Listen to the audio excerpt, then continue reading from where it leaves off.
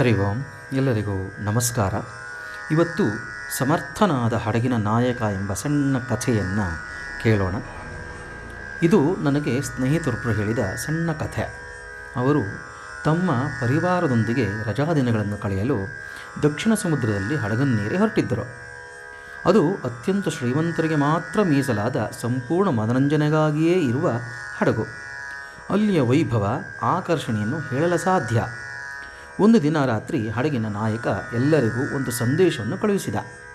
ಮರುದಿನ ಹಡಗು ಮಧ್ಯಾಹ್ನ ಸುಮಾರು 1 ಗಂಟೆಯ ಹೊತ್ತಿಗೆ ಹವಳದ ಸಮುದ್ರವನ್ನು ಸೇರುತ್ತದೆ. ಇದು ಅದ್ಭುತವಾದ ಮತ್ತು ಅಷ್ಟೇ ಅಪಾಯಕಾರಿಯಾದ ಪ್ರಯಾಣ.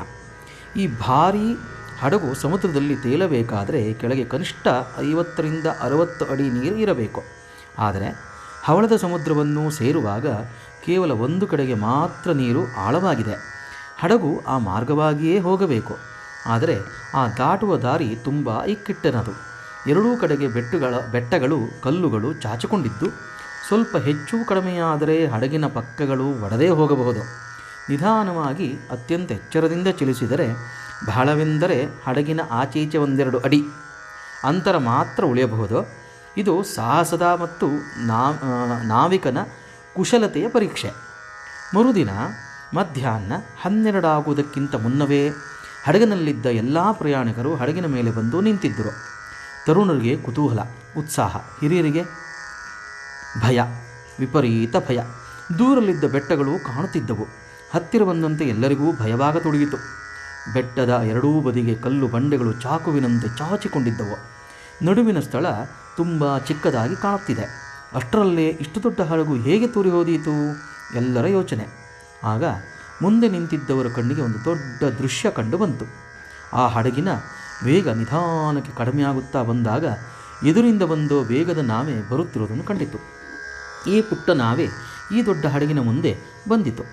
ಈ ಹಡಗಿನ ಮುಂಭಾಗ ನಿಧಾನಕ್ಕೆ ತೆರೆದುಕೊಂಡು ಆ ನಾವೆಯನ್ನು ಒಳಗೆ ನುಂಗಿ ಬಾಯಿ ಮುಚ್ಚಿತು.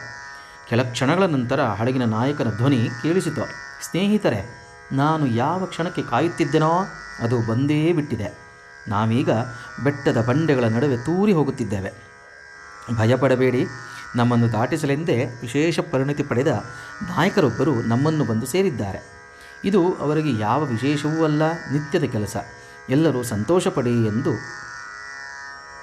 ಹೇಳಿದನು ನಾಯಕ. ಆಗ ಹಡಗು ಮತ್ತೆ ಮುಂದೆ ನಡೆಯಿತು. ನಿಧಾನವಾಗಿ ಅವರು ಭದ್ರವಾಗಿ ಕಲ್ಲು ಬಂಡೆಗಳ ನಡುವೆ ಸಾಗಿತು. ಹಡಗಿನಲ್ಲಿದ್ದ ಜನ ಆ ದೃಶ್ಯವನ್ನು ಕಂಡು ಸಂತೋಷದಿಂದ ಕೇಕೆ ಹಾಕಿ ಸಂಭ್ರಮಿಸಿದರು. ನಮ್ಮ ಜೀವನದ ಯಾತ್ರೆಯಲ್ಲೂ ಆಗಾಗ ಇಂಥ ಕಷ್ಟದ ದಾಟುಗಳು ಬರುತ್ತವೆ. ಆಗ ನಾವು ಧೃತಿಗೆಡದೆ ಪಾರಾಗುವುದು ಹೇಗೆ ಎಂದು ಭಯಪಡುತ್ತೇವೆ. ನಮ್ಮಲ್ಲಿ ನಿಜವಾಗಿಯೂ ನಂಬಿಕೆ ಇದ್ದರೆ ಒಬ್ಬ ಸಮರ್ಥ ನಾಯಕ ಬಂದು ಈ ಇಕ್ಕಟ್ಟಿನ ದಾಟಿನಿಂದ, ವಿಪತ್ತಿನ ತಿರುವುಗಳಿಂದ ನಮ್ಮ ಜೀವನದ ಹಡಗನ್ನು ಪಾರು ಮಾಡುತ್ತಾನೆ. ಅವನನ್ನೇ ಜನ ದೇವರು, ಭಗವಂತ ಎಂದು ಕರೆಯುತ್ತಾರೆ. ಎಲ್ಲರಿಗೂ ನಮಸ್ಕಾರ. ಜೈ ಶ್ರೀರಾಮ.